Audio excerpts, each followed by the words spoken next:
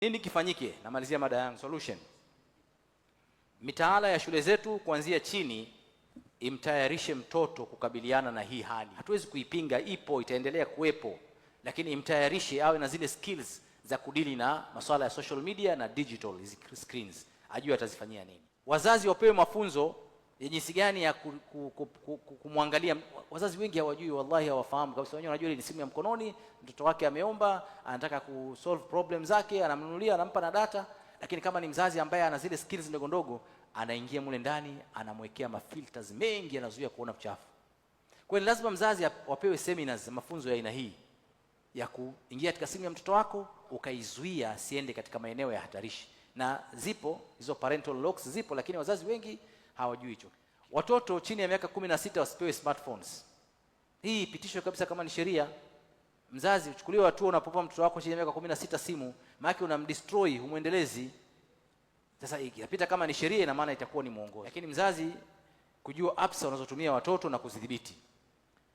Kingine, kila msikiti na taasisi na jumuiya iwe na kitengo cha media.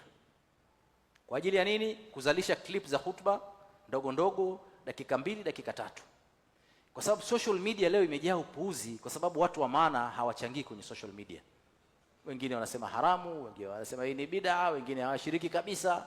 Kiasi kama mtu akiingia kwenye social media anakutana na maibilisi tu, hakutani na mambo ya kheri.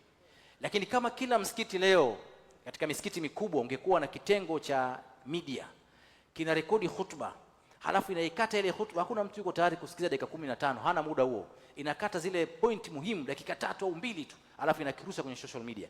Ina maana kheri ingeenea katika jamii tuliyokuwa nayo. Kama ZBC2. Naam.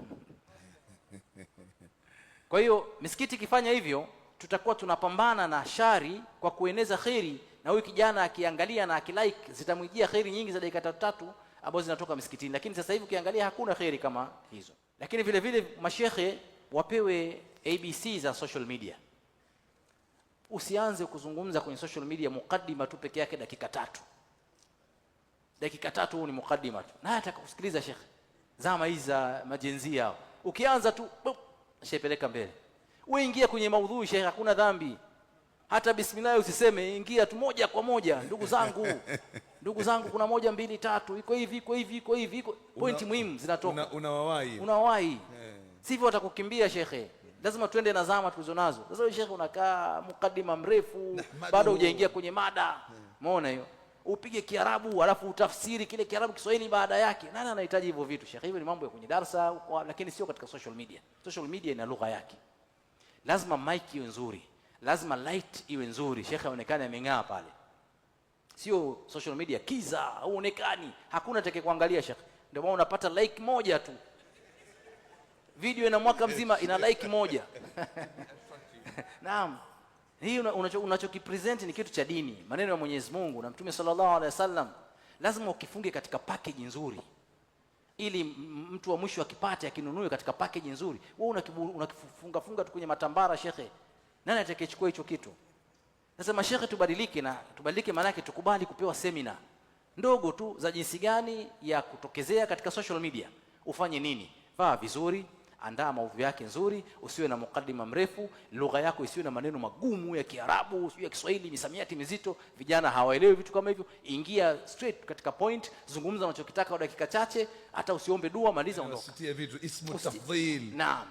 Ismu tafdhil, sasa marfu, inarudi kwenye marfu, hapo kuna balagha, hajui maana ya balagha, hajui maana sighatul mubalagha, hajui.